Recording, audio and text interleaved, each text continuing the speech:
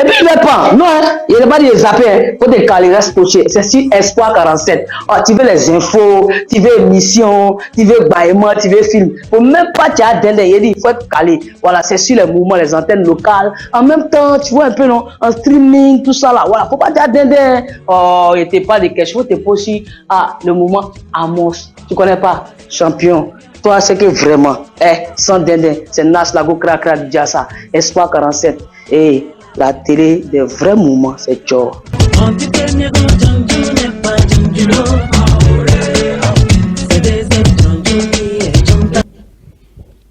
Alors bonjour chers téléspectateurs, bonjour Emmanuel, comment vous allez? J'espère que vous vous portez très bien ce matin. Moi aussi je vais bien, bienvenue dans la rubrique Psychomag de ce matin, de ce lundi quand même. On vient de débuter la semaine, du coup vous-même vous voyez, non? On doit apprendre quelque chose de nouveau, on doit apprendre quelque chose qui va pouvoir nous garder durant tout le reste de notre vie. Aujourd'hui on parlera de quoi? Nous parlerons de la dépendance en général plutôt. On va pas se spécifier faire la spécialisation plutôt ce matin, mais plutôt on va parler de la dépendance en général, savoir ce que c'est, qu'est-ce qui cause la dépendance, les points, comment le faire pour éviter. Mais dans les jours à venir, on pourrait quand même toucher certains points, toucher les types de dépendance qu'il y a avec par exemple la dépendance affective et tout, on va quand même le toucher dans les jours à venir. Vous-même, vous savez, chaque lundi, c'est Psychomag. On parle toujours de quelque chose qui nous aide d'un côté mental, vous voyez, non? Alors ce matin, comme je l'ai dit, on parlera de la dépendance et je crois que beaucoup d'entre nous, beaucoup d'entre vous, vous savez, vous attendez parler de la dépendance. La dépendance la plus connue, c'est la dépendance affective. Je suis dépendant de cette personne, je suis dépendant de cette personne-là. Mais qu'est-ce que la dépendance elle-même? Nous devons savoir que la dépendance en elle-même, c'est quand on a besoin de quelque chose ou de quelqu'un pour pouvoir fonctionner, ou souvent d'une manière compulsive. C'est quand on a besoin de quelqu'un pour dire quoi, c'est quand on a besoin de quelqu'un, on a besoin de quelque chose pour pouvoir bien vivre dans la journée ou dans la journée pour pouvoir bien survivre, pour pouvoir plutôt bien faire notre journée. Oui, la dépendance, on l'appelle là. Ça fait là sortir le mot la dépendance. Et on a obligatoirement, si la personne a obligatoirement, c'est ça on appelle la dépendance. Et on peut être dépendant à quoi? Par exemple, on peut être dépendant aux produits chimiques. Quand je dis aux produits chimiques, ça veut dire que les substances, les drogues, de l'alcool, des médicaments et tout et tout. On peut être quand même dépendante à des comportements. La dépendance comportementale qui fait référence aux jeux vidéo par exemple. Par exemple, la personne toujours dans les salles de jeu, toujours sur son PlayStation à la maison, en train de jouer, il ne fait que jouer toute la journée. La personne là, il est dépendant comment dire, à ces jeux vidéo, à tout ce qui va avec. Et oui, il y a aussi, on peut être dépendante au sexe, au shopping. C'est la partie même qui est intéressante. Être dépendant au sexe. Là, je l'ai dit, quand même, on va revenir là-dessus, surtout avec des spécialistes qui vont passer ici, qui vont plus nous expliquer à peu près ce que c'est. On peut être aussi la dépendance affective, comme je l'avais mentionné au début. La dépendance affective, ça fait quand même qu'on a besoin de quelqu'un excessivement. Tous les jours, on a besoin de la personne avec nous. Tous les jours, on se dit, on appelle, chaque 5 minutes, on appelle la personne. Chaque 10 minutes, on appelle la personne. Vous voyez, ou pas, par exemple, vous êtes en train de vous bouder et tout et tout. Ah là, tu commences pas à flipper, tu commences pas à pleurer. Et là, vous voyez, c'est aussi ça on appelle la dépendance affective. Il y a aussi la dépendance technologique. Quand on parle de dépendance technologique, quand même, ça va au niveau des téléphones, des internets, des réseaux sociaux. On est quand même dépendant à ces choses-là tous les jours. On est scotché tous les jours, on scrolle là-dessus. Et des fois même, tu vas voir la personne, la personne, il est toujours concentré sur son téléphone, il est toujours concentré à faire les réseaux sociaux, à faire tout ce qu'il touche dans son téléphone. Là, on dit la dépendance technologique. Voilà quelques types de dépendance que j'aimerais que nous connaissions ce matin, parce que c'est les plus fréquents quand même dans notre monde actuel, dans notre génération. C'est quand même bon, les dépendances les plus connues et tout. Je l'avais dit, on parlera des facteurs aussi. Les facteurs, qu'est-ce qui cause la dépendance? Est-ce que c'est des facteurs biologiques? Est-ce que c'est de façon naturelle? Ou c'est les propres de l'être humain lui-même? Dans les recherches, avec tout ce qui va avec, dans les recherches, il y a aussi les facteurs biologiques. Oui, les facteurs biologiques sont aussi des causes ou des moyens pour quelqu'un d'être dépendant. On parlera de la génétique. Certaines gènes plutôt peuvent être prédisposés à la dépendance. Il y a l'addiction à l'alcool, les chimies du cerveau, il y a les substances, les cerveaux et tout, qui des fois sécrètent certaines substances qui font que à la personne aura envie de toujours faire ce truc-là. Il aura toujours envie d'être ici, de faire ci, de faire ça. Vous voyez un peu, il y a aussi l'environnement. L'environnement peut être un facteur pour que la personne va être dépendante à quelque chose. Le stress. Le stress, par exemple. Le stress dans son environnement, la personne est toujours stressée. La personne fait face à des taux de stress tellement élevés. Alors, pour fuir le stress, parce que nous savons tous que l'être humain, son propre, c'est de toujours fuir là où ça le dérange. C'est toujours fuir là où il ne se sent pas à l'aise. Et le stress, ça fait que l'on ne se sent pas vraiment à l'aise. L'on ne se sent pas vraiment prédisposé. Alors, qu'est-ce que cette personne-là va faire pour trouver une solution? Il s'enfuit dans l'alcool, il s'enfuit dans la drogue, il s'enfuit pour prendre des produits, nicotine qui font un peu de mal sur sa santé, mais qui le permet de s'évader quand même, qui le permet de ne pas trop réfléchir. Et tout ça fait que la personne devient dépendante de ça.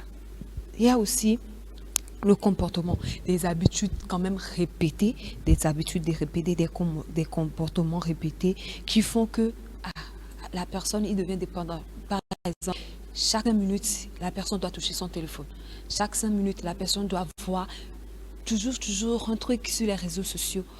Vous voyez un peu, chaque 5 minutes, chaque 10 minutes, si son téléphone n'est pas avec lui, c'est comme si il est manqué. Et là, non, au téléphone, ce sont des gens aussi qui, quand leur téléphone n'est pas avec eux, ils commencent par crier, oh, puis que téléphone, j'ai perdu mon téléphone. Ils peuvent commencer même pas à pleurer alors que leur téléphone, c'est peut-être à 100 mètres à 45 mètres de... Ils peuvent commencer par pleurer parce qu'il n'a pas trouvé son téléphone. Et ce sont des gens qui, les téléphones boulot à 10 heures, ils sont capables de payer un autre à 15 heures. Vous voyez un peu. On trouve que c'est des choses normales, que non, bon, on le fait, on adore et tout, mais des fois, on devient dépendant de ces choses-là sans même le savoir. Et il y a aussi l'état émotionnel de quelqu'un. La personne qui est tout le temps en état dépressif, qui est tout le temps anxieux et tout, cette personne-là cherche à se calmer avec des substances, avec des comportements. Il faut quand même retenir que les substances, ça revient de temps en temps dans ce qui concerne la dépendance. Mais c'est pas seulement, je l'ai dit, c'est pas seulement le type de dépendance qu'il y a, il y a plein de choses, mais c'est aussi ils ont des liens, voilà, ils ont des liens où tu vois les gens, voilà un peu comment ça se manifeste la dépendance chez les gens parce que mais il est bon lui bon toi tu sais bon, il vit sa vie il les quoi mais c'est quelque chose qui l'amène à dérailler à quitter la bonne voie oui de la normale, parce qu'il y a la normale et la normale. Vous voyez, je suis en train de vous faire un cours de psychologie générale ce matin. Bon, c'est quand même, vous, mes téléspectateurs, donc je suis obligée de vous donner les infos nécessaires pour votre survie, ou bien c'est pas ça. Comme je l'ai dit, la dépendance se manifeste de plusieurs manières. Je l'ai dit, les comportements, la répétition de certains gestes. Comme je l'avais dit, malgré les conséquences, la personne connaît les conséquences de ce qu'il est en train de faire. Il connaît les conséquences de ses actes actuels, mais il continue pas à répéter, il continue pas à le faire, il continue pas à le faire. Et à un moment, il bléo, jusqu'à ce que la vague blé quelqu'un quoi. Et là, devant Nirané. Et il y a aussi les côtés émotionnels. Ça peut se manifester de côté émotionnel parce que tout le temps la personne il est anxieux, il est irritable, l'irritabilité quand même que pour des toutes petites choses. Par exemple, la personne veut récupérer ce bic là de chez moi, il veut prendre le bic là. Alors je lui dis bon, je vais pas te donner le bic là parce que c'est pour moi, je dois travailler avec. Bogli, Amelabi dit quoi? Il commence par s'énerver, il commence par des fois même allant jusqu'à te brutaliser. Parce qu'un Kébéli diam, un Kébéli diam, tu vois, vous voyez plutôt, c'est le côté émotionnel là aussi qui stresse un peu. Il y a aussi le physique. Le physique, la personne en manque de sommeil. Et oui, parce qu'il faut quand même, notre état émotionnel, tout ce que nous ressentons, agit sur notre sommeil. Mhm. Tout le temps qu'on parlait de dépression, qu'on parlait d'anxiété, qu'on parlait des personnes anxieuses ici, qu'on parlait bon, des personnalités et tout, on fait toujours référence troubles de sommeil. Donc, sur le côté physique, nous verrons qu'il y a des symptômes où la personne, trouble de sommeil, la personne, des fois, des tremblements, des sueurs, quand il fait même pas chaud. La personne peut rester dans une salle climatisée et là, il va commencer par suer, genre des sueurs pas possibles même, des gouttes assez... Quel est ou meilleur la personne puisque il est dépendant de la chose, quand il est dans la salle, il ne peut pas faire la chose. Donc, il va commencer par manifester ça en même temps. Il essaie de les calmer et tout. La personne, la sueur, tout ça va faire que vous allez remarquer en même temps que cette personne-là, il est dépendant à quelque chose. C'est pas vraiment dès qu'il m'a été blanc. Zana, gobi, gobi tous les jours. Mais ce sont des signes quand même, ce sont des symptômes quand même pour savoir que cette personne-là est dépendante à quelque chose. La tolérance accrue aussi dans les émotions, comme je l'avais dit, permet de faire la personne ressent plus les choses. Il ressent plus les choses, la dépendance. Par exemple, quelqu'un qui est dépendant affectif, de la dépendance, qui souffre de la dépendance affective maintenant, quand ameke be prendre au sérieux, ameke be le prendre vevere, ne ame amou les voilà, mais allez au jeu coup de vidéo. Permettez-moi de le dire comme on le dit, nous les jeunes, là, mais allez au jeu vidéo. Tu vas voir que la personne, il est là. Oh. Quand il a visé la personne de la personne, il ressent les choses. Et là, nos CVV, mais c'est pas des trucs normalement sur lesquels et là c'est vieux, mais il est là, il souffre. On parle aussi, il y a beaucoup de personnes entre vous quand même qui vont se poser la question à quel âge on peut dire que cette personne souffre de dépendance et tout. Il n'y a pas d'âge pour dire que cette personne souffre de dépendance, mais avec les recherches, on a pu catégoriser le fait que avec les adolescents, souvent en début d'adolescence et tout, que ces personnes-là, avec leurs expériences, avec leurs influences sociales, deviennent dépendants à quelque chose. Comme je l'ai dit, l'influence sociale, leur propre expérience aussi, va faire que, et noirs, tous les jours, ils vont vouloir être soit avec la chose, ils vont vouloir tous les temps utiliser la chose. La plupart des personnes qui sont en dépendance, surtout pour les produits, les substances, vous allez remarquer qu'ils ont commencé à très bas âge. Donc, avec le temps, ils grandissent, on les touette, quoi. Et va l'opérer, ils ne peuvent plus rien changer. Et nous va les quand ils ne touchent pas, quand ils ne consomment pas ou quand ils ne prennent pas ça, ils ne sont pas du tout libres, ils ne sont pas du tout prédisposés à faire les tâches, à faire tout ce qu'ils veulent faire. Et on peut préciser aussi le jeune adulte, un jeune adulte, quand on dit jeune adulte, c'est quand même pas entre les 25 ans en allant, vous voyez un peu, entre les 22 et 25 ans en allant. Donc ces personnes-là, ils sont au pic de la dépendance. Parce qu'à à ce moment, si par exemple la personne commence depuis l'adolescence à l'âge du jeune adulte, il est au pic de sa dépendance. Il est au pic de sa dépendance où ils ne peuvent, malgré les efforts, et bon, quand même, ça va concerner les thérapies, ça va quand même concerner à faire d'aller voir un psy. Si la personne même est prédisposée pour sortir de cette dépendance-là, au cas où la personne n'est pas prédisposée pour sortir de cette dépendance-là, là, on peut aussi dire l'âge adulte, la dépendance, là-bas, la dépendance, elle est plus installée, elle est plus genre présente et tout. Du coup, là, ça devient compliqué. C'est là même où ça devient compliqué. Et là, on dit, alors que c'est faux. Avec le temps, nous-mêmes, on s'est pris des choses, on s'est pris de très mauvaises habitudes pour pouvoir gérer peut-être notre journée, gérer peut-être notre semaine, qui sait. En tout cas, on va parler de les conséquences, parce que vous savez, en psycho, il y a toujours des conséquences sur chaque acte que nous posions sur la psychologie, soit sur la santé, soit sur le physique, soit sur le mental de la personne. Il y a toujours quand même des conséquences. Ici, sur la santé de la personne aura quand même des problèmes physiques. Des problèmes physiques, par exemple, une maladie. Si c'est la dépendance aux substances, surtout à l'alcool, des maladies liées à l'alcool. Cirrhose de foie. Maintenant, il y aura quand même des troubles de sommeil, vous voyez, non? Ça revient encore, les troubles de sommeil, les problèmes mentaux, la personne sera en dépression, la personne sera anxieuse, la personne sera stressée de ouf. Bon, ce sont à peu près les conséquences physiques de la dépendance. Il y a aussi les relations, les conséquences sur les relations que nous entretenons, que la personne entretient avec sa famille, avec ses amis. Il finit par perdre les liens là parce que peut-être qu'on les bénit tout le temps, peut-être famille aime les longs qui tout le temps la famille n'accepte pas ce qu'il est en train de faire. Du coup, les liens vont se couper, les amitiés vont s'arrêter.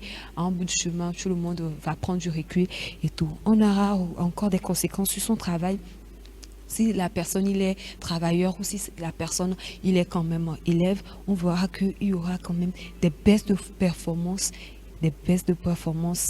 à l'école comme au boulot. Il y aura quand même l'absentéisme. La personne va vouloir toujours être absent à l'école, que ce soit à l'école, que ce soit au boulot. La personne va quand même être tout le temps absent. Et dans tout ça, la perte d'emploi et échec scolaire qui vont suivre.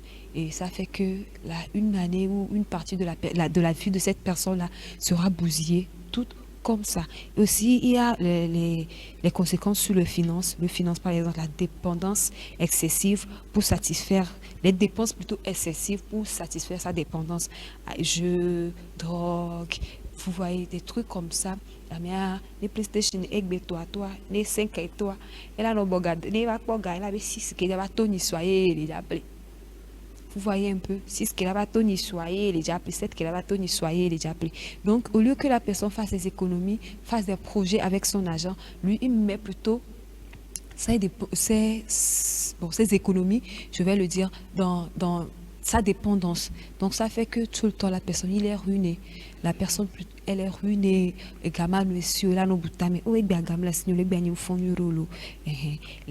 Il aura aussi des problèmes avec la loi.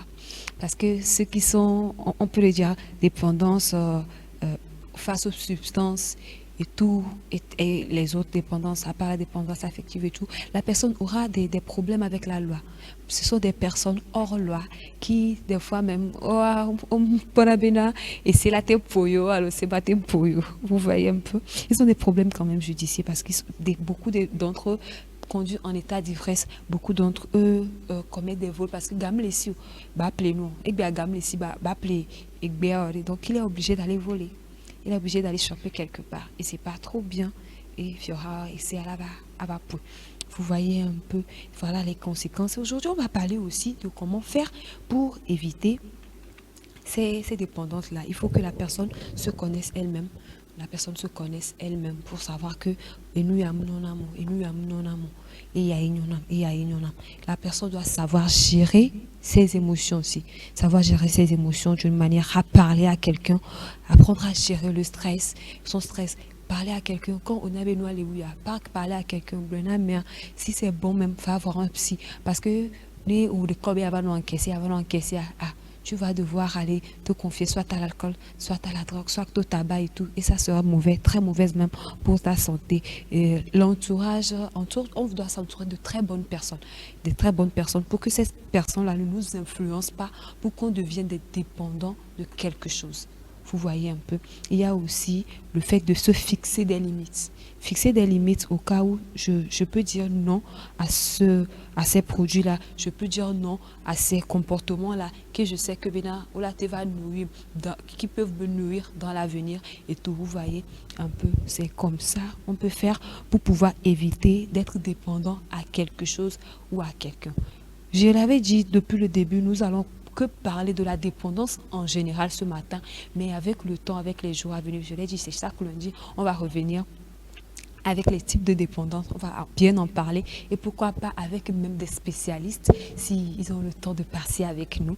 Chers téléspectateurs, voilà un peu ce que j'aimerais que nous sachions ce matin dans la rubrique Psychomag. J'espère que vous avez pris bonne note et que vous avez pris pas mal de retenues pour pouvoir vous gérer en ce qui concerne la dépendance. Ah, pour mon cas, on se retrouve le lundi prochain. Je vous aime, prenez soin de vous.